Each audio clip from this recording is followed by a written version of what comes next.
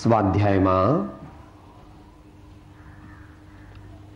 શ્રીમદ રાજચંદ્ર વચનામૃત ઉપદેશ છાયા આંક 7ના આધારે વિચારણા કરી રહ્યા છીએ.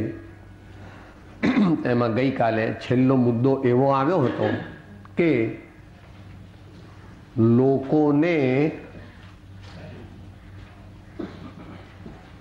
સામાન્ય અથવા અજ્ઞાની જનોની વાણી બહુ ગમે છે, માફક આવે છે, અને સાચા સંતોની ને જ્ઞાનીઓની વાણી માફક આવતી નથી. એવું કેમ થતું હશે? કે બંને કારણથી.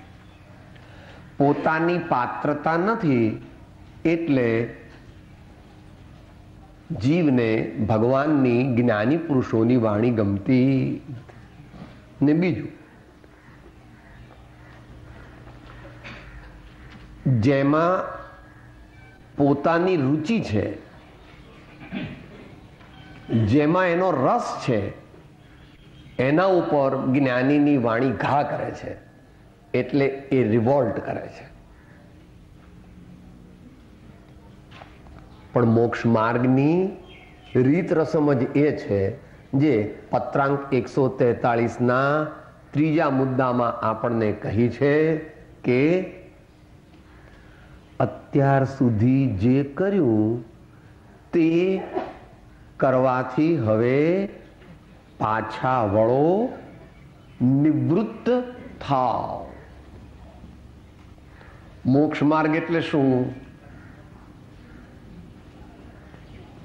અત્યાર સુધી જે કર્યું તેનાથી જુદી જાતનું કરવું અને સામાન્યપણે વિરુદ્ધ કરવું. અત્યાર સુધી શું કર્યું? રાગ, દ્વેષ ને અજ્ઞાન. હવે શું કરવાનું? જ્ઞાન અને વિતરાગતા.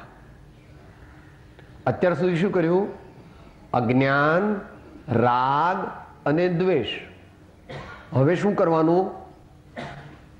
સાચું જ્ઞાન અને સમતા. સમતા સમતા આ તો સિદ્ધાંતની અપેક્ષા. આટલું કરવું એટલે આખું જગ જીતી ગયા. હવે એ વાતનો મુદ્દો આવે છે. અજ્ઞાનને લીધે મનુષ્યો શું માને છે એ વાત આવે છે.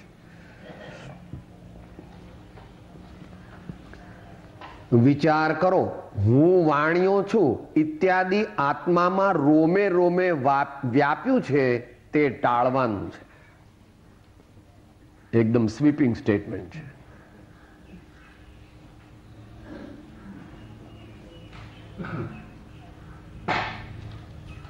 દરેક વિચારવું.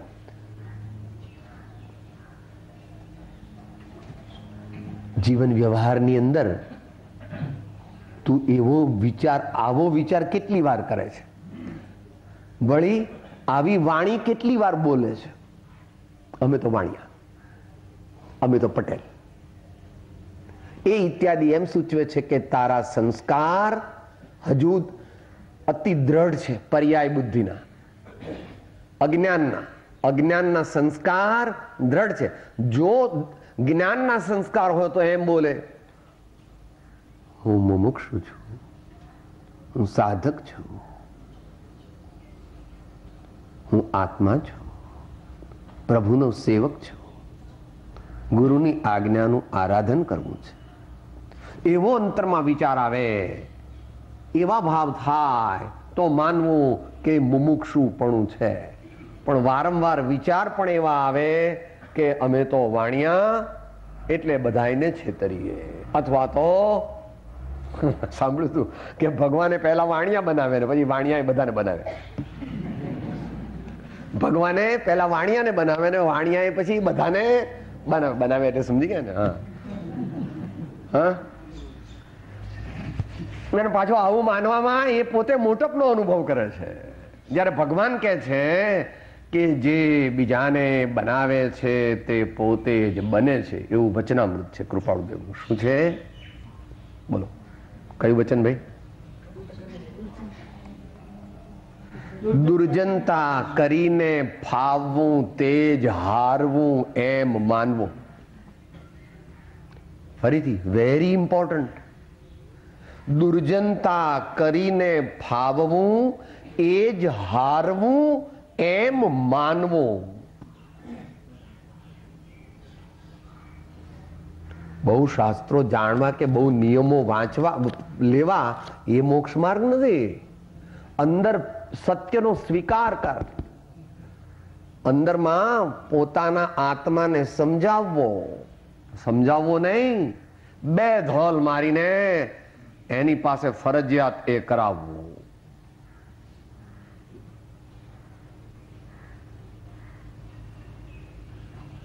આચાર્ય મહારાજે સમયસાર, પ્રવચનસાર આદિમાં એવા શબ્દો વાપર્યા છે. બલાત અને હઠાત એવા બે શબ્દ વાપર્યા છે. બલાત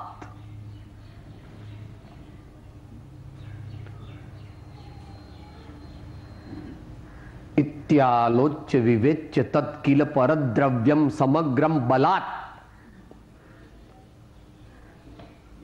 અનાદિકાળના સંસ્કાર જે છે એ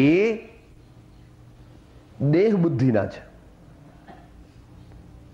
અને હવે કયા સંસ્કાર પાડવાના છે?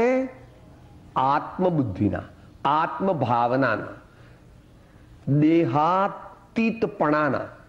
હું ચૈતન્ય છું એના. પણ એ તો આગળ ઉપર, ચૈતન્યત્વ તો આગળ ઉપર પ્રગટે છે. પહેલા શું થાય? ચૈતન્યત્વ કોને પ્રગટે? એટલે એ ચારે ચાર સ્ટેજ યાદ કરવી. કયા જીવનું કલ્યાણ થાય? સ્ટેજ 1 ઉદાસોહમ. સ્ટેજ 1 ઉદાસોહમ. સ્ટેજ 2 દાસોહમ. સ્ટેજ 2 દાસોહમ. સ્ટેજ 3 સોહમ. સોહમ. સોહમ.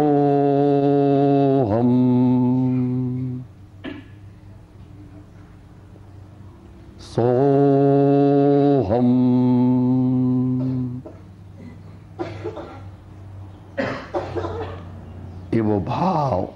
એવો ભાવ જ્યારે જામે છે ત્યારે સ નીકળી જાય છે અને જેનો અનુભવ થાય છે તે જ સાચો અહમ છે. સો નીકળી ગયું અને જે અહમ રહ્યો એ સાચો અહમ છે. આખી દુનિયા જૂઠા અહમમાં છે અને મોટા મહાજ્ઞાની મુનિજનો તે સાચા અહમમાં છે. એટલે એવા શબ્દો બે જગ્યાએ વાપર્યા ને, સાથે બે ગાથા લીધી છે આપણે. બોલો એ બે ગાથા, ભલે અત્યારે ભાવના રૂપે છે.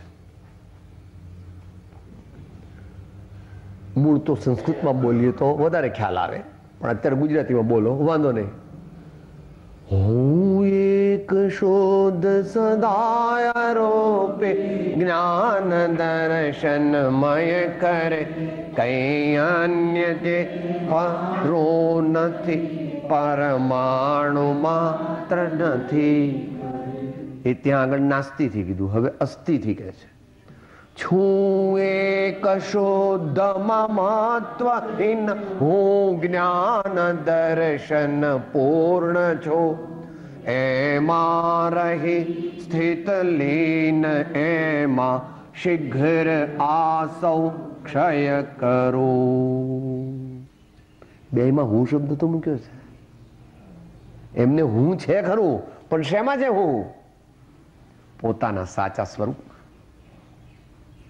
પોતાના સાચા સ્વરૂપમાં હુંપણાની શ્રદ્ધા, પોતાના સાચા સ્વરૂપમાં હુંપણાનું સ્મરણ અને પોતાના સાચા સ્વરૂપ હું સ્વરૂપનો અનુભવ, એ જ મોક્ષ માર્ગ છે. उतना ही मोक्ष मार्ग है, इससे ज्यादा मोक्ष मार्ग नहीं. निश्चय मोक्ष मार्ग कितना, उतना ही है. अपने सही स्वरूप का श्रद्धान, अपने सही स्वरूप का परिज्ञान और अपने सही स्वरूप का अनुभव, बस. એનાથી વિપરીત ચાલે છે એમ કે છે અહીંયા. વિચાર કરો, હું વાણિયો છું, ઇન્ટુ ઇન્વર્ટેડ કોમા, એ પૂરું થઈ ગયું. ઇત્યાદિ એટલે આ તો એક દ્રષ્ટાંત આપ્યું.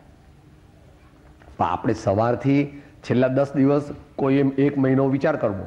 હું એવું કેટલી વાર બોલ્યો કે સાહેબ હું ઘરડો છું, સાહેબ હું ગોરો છું, સાહેબ હું કાળો છું, સાહેબ હું કદરૂપો છું, સાહેબ હું સ્ત્રી છું, સાહેબ હું પટેલ બ્રાહ્મણ છું, સાહેબ હું અભણ છું, સાહેબ હું કલેક્ટર છું, સાહેબ હું ગરીબ છું.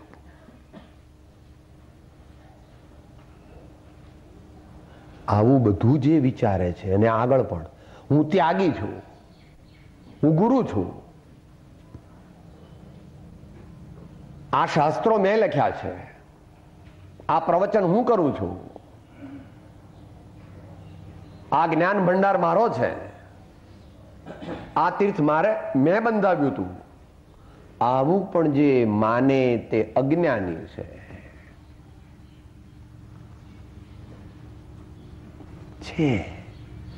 છે એમાં મારું કાંઈ નથી. આ વિશ્વમાં જે પણ કાંઈ છે તેમાં મારું કાંઈ નથી. પણ અત્યારે મુખ્ય અહીંયા જે વાણીઓ છું એ ઇત્યાદિ કહેતા શરીરની જે અવસ્થા છે તેને પોતાની માને છે, તેને ભગવાન અજ્ઞાની કહે છે. આમ તો આપણે વચનામૃતમાં તો અને સમાધિ શતક ઇત્યાદિમાં પણ અને દરેક જ્ઞાની પુરુષોએ કહેલી વાત છે. 2 ગાથાઓ બોલીએ આત્મસિદ્ધિની, અને એ પહેલા જે શરૂઆતમાં આવે છે, પહેલા બોલીએ. પ્રથમ દેહ દ્રષ્ટિ હતી, તેથી ભાસ્યો દેહ, હવે દ્રષ્ટિ થઈ આત્મમાં, ગયો દેહથી ને. ગયો એટલે ઘટ્યો એમ સમજ, પછી ઘટ્યો, પછી ઘટ્યો, પછી ઘટ્યો, પછી મટ્યો, અને પછી છેલ્લે ગયો.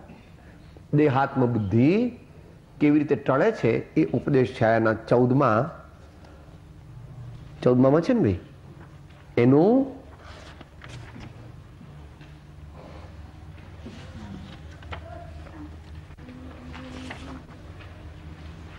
પૃષ્ઠ સંખ્યા 732.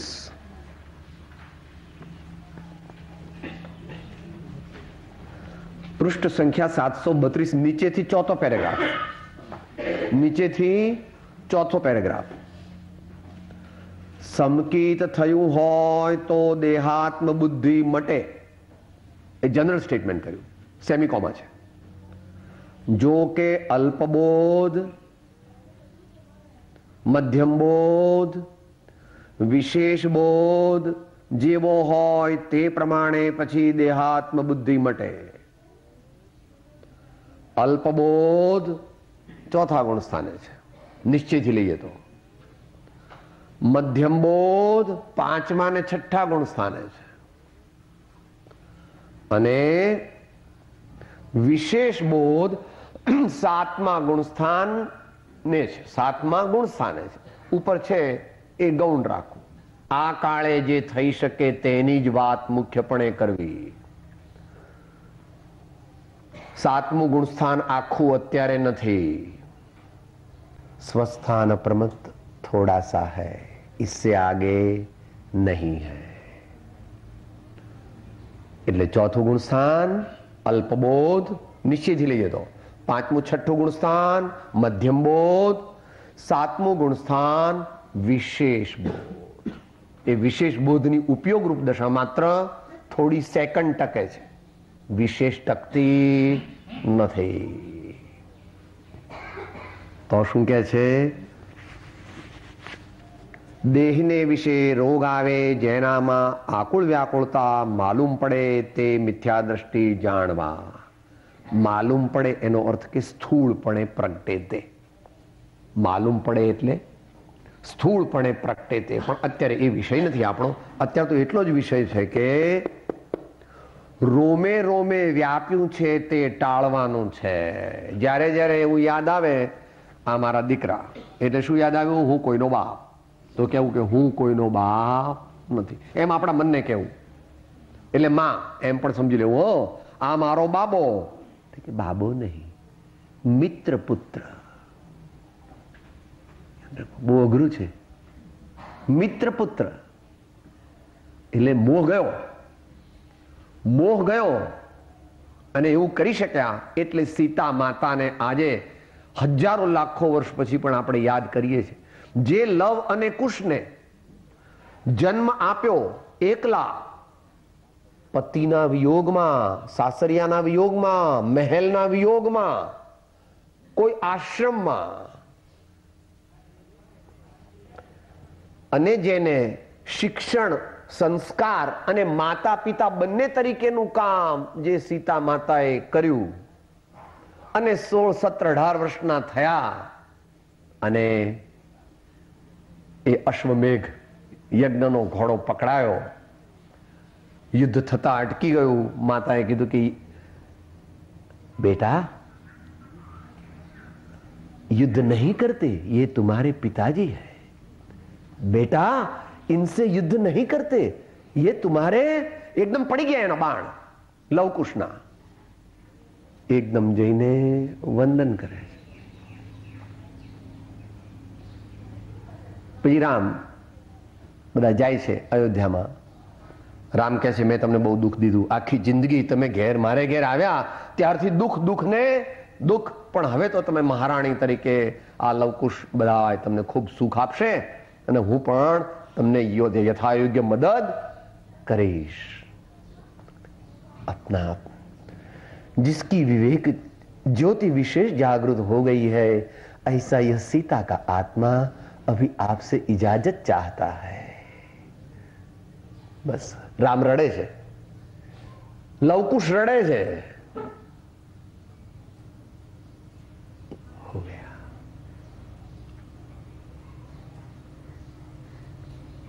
होनहार था सो संबंध समाप्त हो गया. मैं अपने रास्ते पर चलती हूं, आप महल में जाइए या जो करना है सो करिए.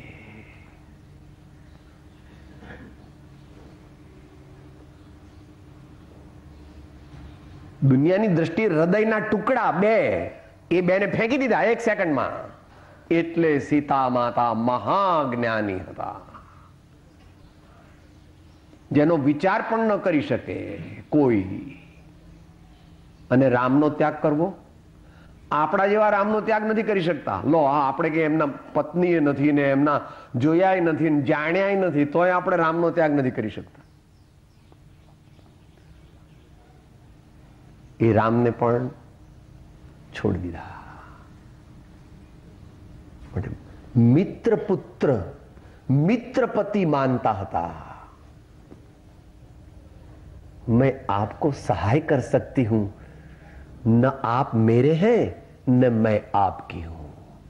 सब जीव, हम सब जीव, हम सब आत्मा पृथक पृथक है, कोई किसी का स्वामी नहीं।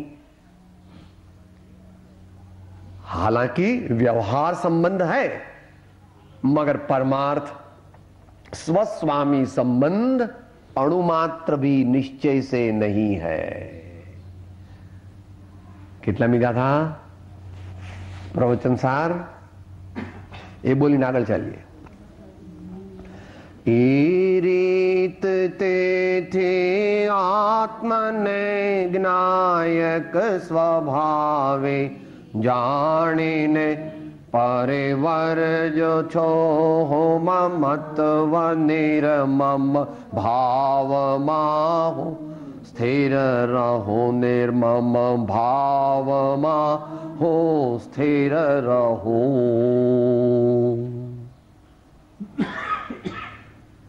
રોમે રોમે વ્યાપ્યું છે તે ટાળવાનું છે। એટલે હવે આપણે માળા બીજી ગણવી। હું વાણિયો, હું પટેલ, હું બ્રાહ્મણ, હું પુરુષ, હું સ્ત્રી, હું ગોરો, હું કાળો, એવું નહીં। હું આત્મા છું, પ્રભુનો સદગુરુનો સેવક છું અને સર્વ જીવોનો મિત્ર છું। એવું 24 કલાક પ્રયોગમાં લાવવાનું, પ્રયોગમાં લાવવાનું। બોલવું તો પ્રાસંગિક છે, એવું પ્રયોગમાં લાવવાનું। ભલે વાર લાગે, ઘણી વાર લાગે, વાંધો નહીં। આચાર્યજીએ જીવોનો સ્વભાવ પ્રમાદી જાણી 2-3 દિવસને આંતરે નિયમ પાળવાની આજ્ઞા કરી છે।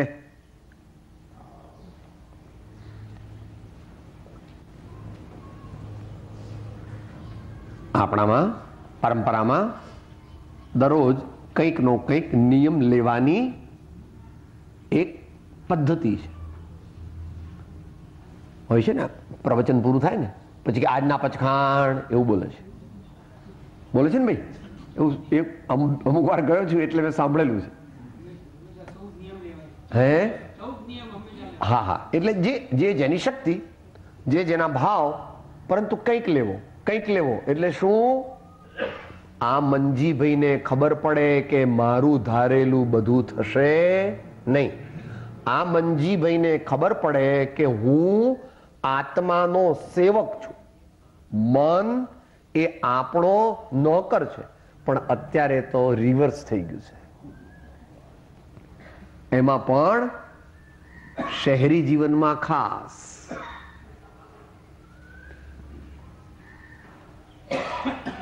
8:30 વાગે જમે, રાતના ટીવી જોતો જોતો જમે। 10:30 વાગે એટલે આઈસ્ક્રીમ ખાવાય, 11:30 ફરવા જાય અને 12 વાગે ગટી ગટી કરી જાય અને પાછો સૂત્ર પણ રચે। रात को खाओ पीवो, दिन को आराम करो। रात को खाओ पीवो, दिन को आराम करो। डाया दीवा न लागे, दुनिया ने ऊंधा चश्मा। भाई, आ पक्षी ने पंखी ने ए बधा जे छे ने ए पण रात्रि पछी विश्रांति करे छे, सामान्यपणे विश्रांति करे छे। अमुकने छोड़ता जे जंगली जानवरो छे, માંસાહારી, એ લોકો રાતના શિકાર કરે છે, પણ એ અપવાદરૂપ ગણવા। આપણે જનરલ વાત કરીએ છીએ, આપણે જનરલ વાત કરીએ છીએ। તો પછી કૃપાળુદેવે એ આજ્ઞા કરી છે, સૂર્યાસ્ત પછી વિશેષપણે વિશ્રાંતિ લેજે। સૂર્યાસ્ત પછી વિશેષપણે વિશ્રાંતિ લેજે। સામાન્ય ગૃહસ્થાશ્રમમાં એ સંભવ નથી, અત્યારે શહેરી જીવન એવું થઈ ગયું છે, પણ એનો પણ જે કંઈ એનો કોમ્પ્રોમાઇઝ થઈ શકે તેટલો કરવો જોઈએ। જેટલો થઈ શકે તેટલો કરવો જોઈએ. તો કંઈક કંઈક નિયમ લેવાથી આ મનને ખબર પડે છે કે મારું ધારેલું બધું થશે નહીં.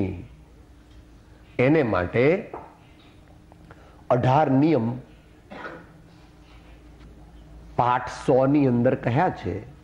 મનોનિગ્રહના વિઘ્ન, એ પાઠ વાંચવો, ફરી ફરી વિચારવો અને એનું અનુસંધાન પાઠ 68 સાથે અને પત્રાંક 105 સાથે કરવું. શિક્ષા પાઠ 100, શિક્ષા પાઠ 68 અને પત્રાંક 105, એ ત્રણનું ઇન્ટરવીવિંગ કરવું. તમારે સામાન્ય રીતે ટેરી કોટન હોય છે ને, પણ આ તો કહે છે ટેરી કોટન વુલન. તમારે સામાન્ય શું હોય છે? ટેરી કોટન સાહેબ. અહીંયા શું કહે છે? Terry cotton woollen. 168 ને પત્રાંક 105, એમાં આપણને પદ્ધતિ બતાવી. ભાઈ, હે વત્સ, હે ભવ્ય, તને શાંતિ કેમ મળે? તારા જીવનમાં આત્મજ્ઞાન આદિનો ઉદય કેમ થાય? તારું જીવન કેવું હોય તો આત્મજ્ઞાન આદિ પ્રગટે? આત્મજ્ઞાન એટલે આત્મશાંતિ. કોક ભાઈઓ નવા હોય તો એમને કે સાહેબ અમારે કઈ આવું આત્મજ્ઞાન નથી જોઈતું, મને તો ટેસ આવે એવું કહું કે આ ટેસની જ વાત ચાલે છે. સૌથી વધારે ટેસની અંદર ભગવાન બેઠા છે.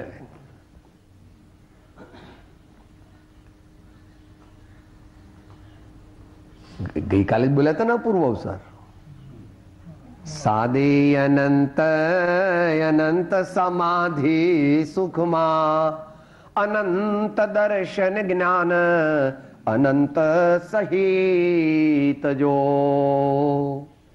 આ તો જાણે કેવળ જ્ઞાનની સિદ્ધ દશાની વાત છે, પરંતુ એનો પ્રસાદ ચોથા ગુણસ્થાને ચાલુ થઈ જાય છે. એનું સેમ્પલ ચોથા ગુણસ્થાને ધર્માત્મા જ્ઞાની સમ્યક દ્રષ્ટિ એને પ્રાપ્ત હોય છે. એવું સમયસાર માં પણ કહ્યું છે ને, સમયસાર નાટકમાં એનો વિસ્તાર કર્યો છે.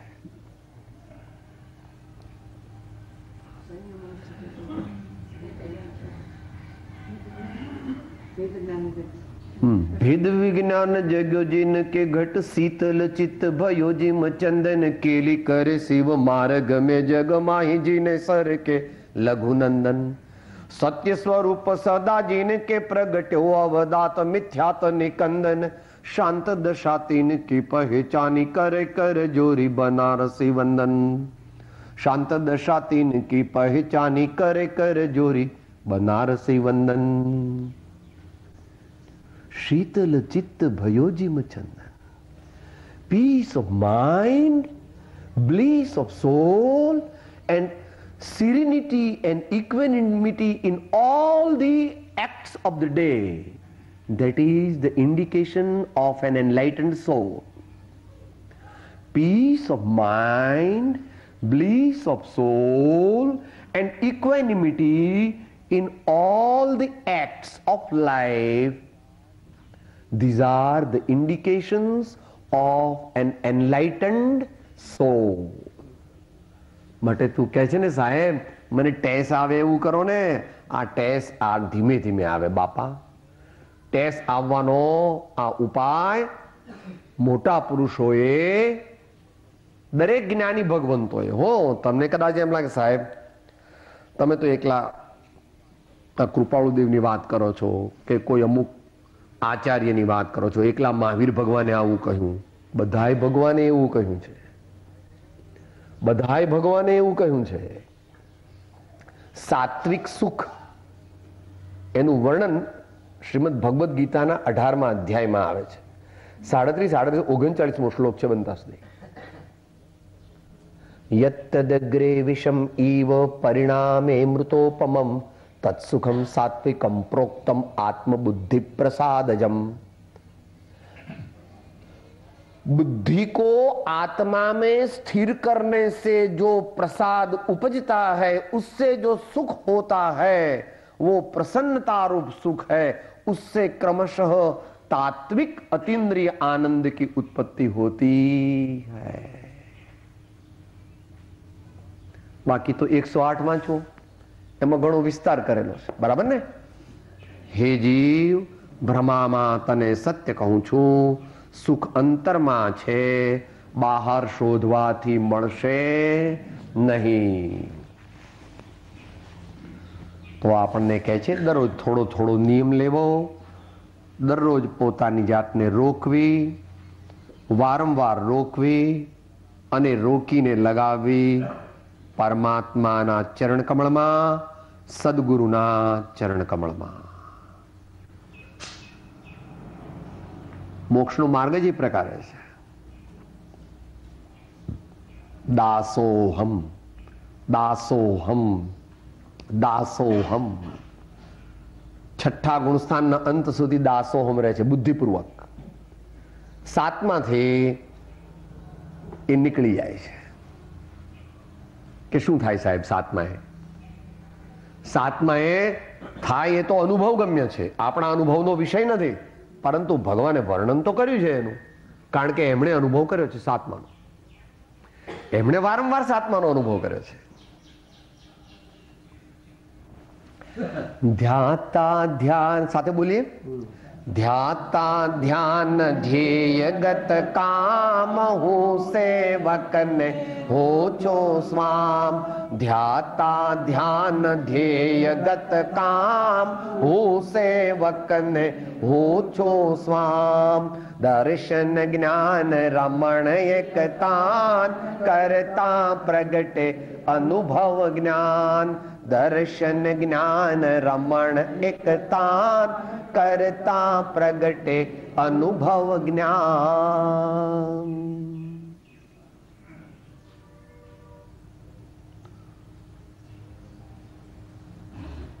तो साधना निषेधात्मक हो गौण और विधेयात्मक हो मुख्य. साधना का प्रारूप निषेधात्मक भी हो और विधेयात्मक भी हो. क्या नहीं करना वो जानना और ऐसा नहीं करना, मगर क्या करना, क्या करना उसको मुख्य करना, उसको आगे रखना. मुझे आत्मा प्राप्त करना है, मुझे भगवान की भक्ति का भाव करना है, मुझे सदगुरु की सेवा का भाव करना है, मुझे तीर्थ यात्रा भाव करना है, मुझे ब्रह्मचर्य का भाव करना है, मुझे दान देने का भाव करना है. भाव को आगे रखना, क्योंकि हम भाव स्वरूप ही है. हम भाव ही कर सकते हैं और कुछ नहीं कर सकते. निश्चय नहीं से, निश्चय नहीं से यह आत्मा सिर्फ भाव ही कर सकता है. और मगर शांत रहना यह प्रयोजन है, आत्मा को शांत करना यह प्रयोजन है. यह दृष्टि में रहना चाहिए. मुझे शांत होना है, मुझे स्वरूप का स्वरूपस्थ होना है, स्वरूप की ओर ढलना है, स्वरूप की ओर झुकना है. ऐसा बार बार याद करना. सामान्य मनुष्य स्वरूप की ओर नहीं झुक सकता, इसलिए इनकी ओर झुकना. वह भी ये शुद्धात्मा है, ये शुद्धात्मा है. भगवान क्या है? भगवान कोई व्यक्ति नहीं, भगवान शुद्धात्मा है.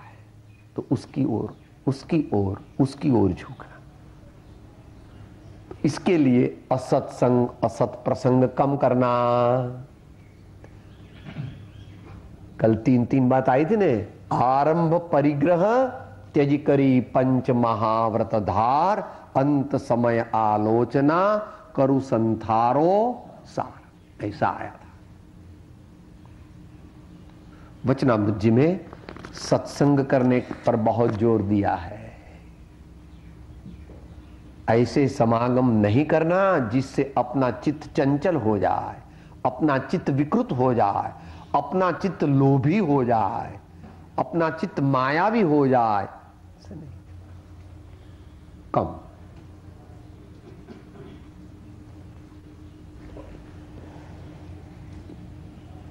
આવું આચાર્ય દેવે કેમ કહ્યું?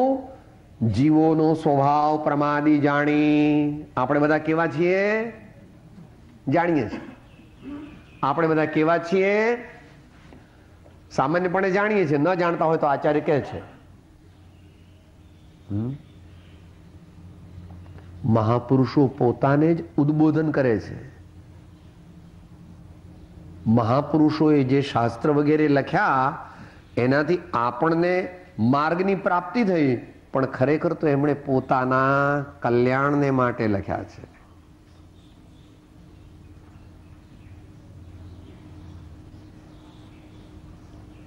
स्वाध्याय के रूप में शास्त्र का आलेखन हुआ है. अपने भावों को निर्मल बनाने में लगे हुए महाज्ञानी धर्मात्माओं ने, उनके माध्यम से हमको शास्त्र मिले हैं. वो कर्ता बुद्धि से कुछ करते नहीं और ऐसा कह भी देते हैं. नियम सार में मूल गाथा में बताया है, समय सार में कलश में बताया है. बोलो, आवे छे याद? अमृतचंद्र देव કહે છે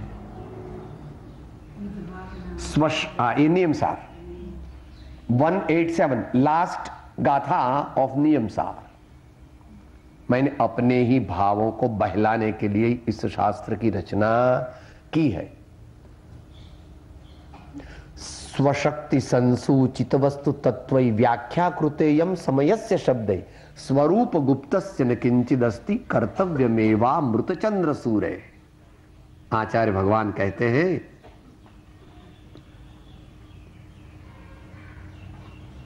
अक्षर से शब्द बने, वो शब्द से वाक्य बने, और वाक्य से टीका बनी, और टीका से आप लोग कहते हैं कि यह हो अलौकिक आत्मख्याति टीका भगवान ने बनाई. आचार्य कहते स्वरूप गुप्तस्य न किंचिदस्ति कर्तव्यमेवा अमृतचंद्र सूरे. मैं अमृतचंद्र का आत्मा तो लिखते लिखते बहुत बार निर्विकल्प समाधि में चला जाता हूं. मैं कोई शास्त्र का करता नहीं हूं, मैं कोई भी पर वस्तु का करता नहीं हूं. मैं मेरे भावों को ही निर्मल बनाना चाहता हूं, उसी में मेरा उद्यम लगा हुआ है. मोटा पुरुष આપણે તો કરવું પડે. આપણે ન કરી શકીએ. આપણે તો મંત્ર લેખન કરવું પડે, વાંચન કરવું પડે, સ્તુતિ કરવી પડે. આપણે કઈ આત્મ સ્વરૂપમાં વધારે સ્થિરતા કરી શકીએ નહીં. मगर भी तो बहुत बड़े महापुरुष है. तो पर वस्तुना करता थाय ते अज्ञानी, અને પોતાના ભાવોના અને શુદ્ધ ભાવના જે કરતા બને એ જ્ઞાની બને છે. એટલે પહેલી માગણી 20 દોરામાં શું કહી એ બોલીને આગળ ચાલીએ. શુદ્ધ ભાવ મુજ માન થે નથે સર્વ તો જરો, નથે લઘુતા કે દીનતા, શો કહો પરમ સ્વરો.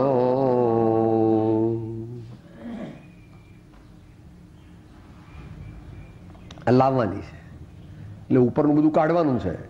હું વાણિયો, હું શેઠ, હું ઇન્ડસ્ટ્રીયાલિસ્ટ, એ બધું કાઢવાનું છે. અને હું પરમાત્માનો સેવક, સત્પુરુષનો દાસ, અને મારે શુદ્ધ ભાવ પ્રગટ કરવો છે. એ માટે હું આપને શરણે આવ્યો છું. એવી રીતે સમાધિ શતક અને ઉપનિષદ બંને એ રીતે ચાલુ થાય છે. સમાધિ શતકની ટીકામાં એ રીતે આવે છે, હવે કોઈ એક આત્મ સુખની સાચા આત્મિક સુખની ઝંખના વાળો શિષ્ય પરમ શાંત દશામાં સ્થિત એવા સદગુરુદેવની સમીપ જઈને પ્રાર્થના કરે છે, હે ભગવાન, जैसा उत्तम आनंद आपने प्राप्त किया है ऐसा उत्तम आनंद मुझे भी प्राप्त करना है। आपने यह आनंद कैसे प्राप्त किया यह बताने की कृपा करे। मैं आपकी शरण में हूं, मैं आपकी सेवा में हूं। तब जाकर के गुरुदेव की आंखें खुलती हैं और वे फिर अपना अनुभव उस भव्य जीव को, उत्तम पुरुष को बताते हैं। तो ये प्रमाणे हमें छेल्ली बात कहे छे,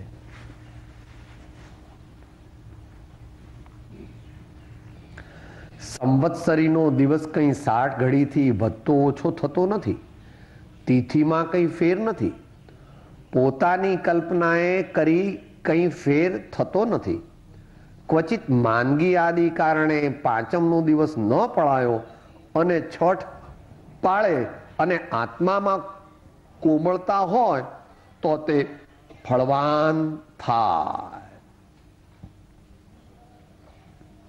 હાલમાં ઘણા વર્ષો થયા પર્યુષણમાં તિથિઓની ભ્રાંતિ ચાલે છે। બીજા 8 દિવસ ધર્મ કરે તો કઈ ફળ ઓછું થાય એમ નથી, માટે તિથિઓનો ખોટો કદાગ્રહ ન રાખતા મૂકવો। કદાગ્રહ મુકાવવા અર્થે તિથિઓ કરી છે, તેને બદલે તે જ દિવસે કદાગ્રહ વધારે છે।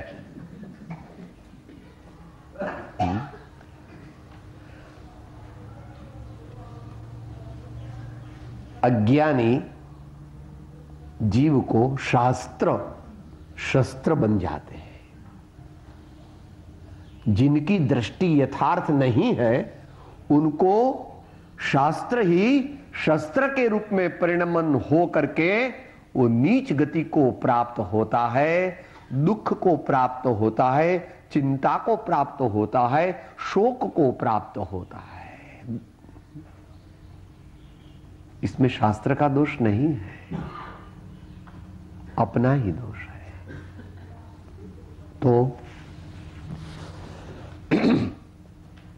काल है, काल तो परद्रव्य है,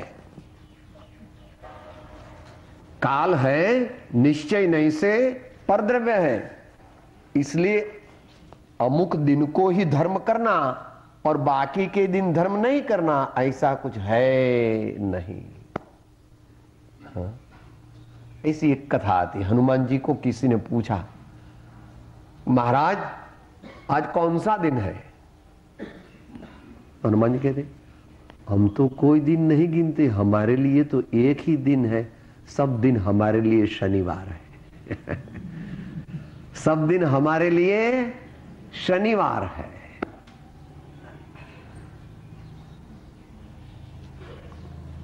तो समय की ओर मत देखो, इस समय की ओर देखो। समय शब्द के 3 मुख्य अर्थ है। एक समय तो काल है, एक समय तो सतशास्त्र है और एक समय तो आत्मा है। इसमें दूसरे 2 समय ठीक है, उपकारी हो तो हो। आत्मा की ओर दृष्टि करो, चैतन्य की ओर दृष्टि करो, शुद्ध तत्व की ओर दृष्टि करो, निर्विकार दृष्टि बनाओ, सब जीवों में समता में दृष्टि बनाओ। और वह अभ्यास और वैराग्य से बनती है। अभ्यास ज्ञानाभ्यास और वैराग्य जगत की किसी वस्तु का मालिकीपना भी नहीं करना और उसको चिपकना भी नहीं। जगत के किसी भी पदार्थ का अपने को मालिक मत मानो, हो ही नहीं, और उसका उपयोग भी करना पड़े तो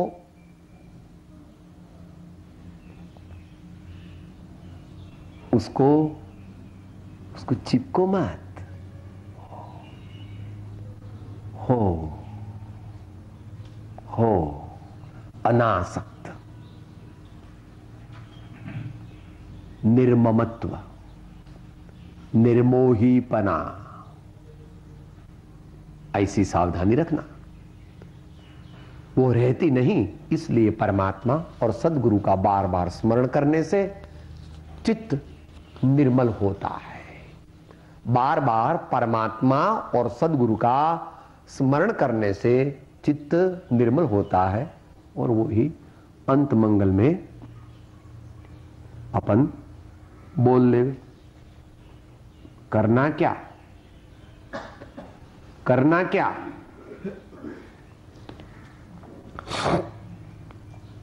जिलिशु एक लेडी, हूँ तो हालो चालो ने हरे सांभरे रे, हूँ तो हालो चालो ने हरे सांभरे रे, हूँ तो हालो चालो ने हरे सांभरे रे, हूँ तो हालो चालो ने हरे सांभरे रे, ये मारो हाल वो ते अटके जाए रे, हरे मने सांभरे रे, मारो हाल वो ते अटके जाए रे, हरे मने सांभरे रे, मारा भोजनिया अटके जाए रे, हरि मने सांभरे रे, मारा भोजनिया अटके जाए रे, हरि मने सांभरे रे, मारी निंदरडी उड़ी उड़ी जाए रे, हरि मने सांभरे रे, मारी निंदरडी उड़ी उड़ी जाए रे,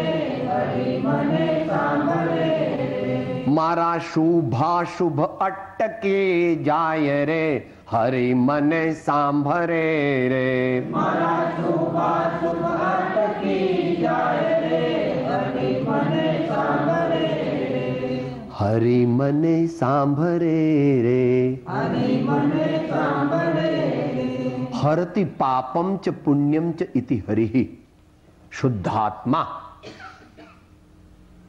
हरति पापम च पुण्यम च इति हरिः, ऐसा शुद्धात्मा याद होने पर सब शुभ अशुभ निवृत्त हो जाते हैं और सहज आत्मा का अनुभव होता है। ये अंतिम अंत मंगल के रूप में, वीत्यो काल अनंत ते कर्म शुभा शुभ भाव, तेह शुभा शुभ छेदता, उपजे मोक्ष स्वभाव। सदगुरु परम कृपाणो त्रिलोकना सब संतन की जय आनंद। ओम।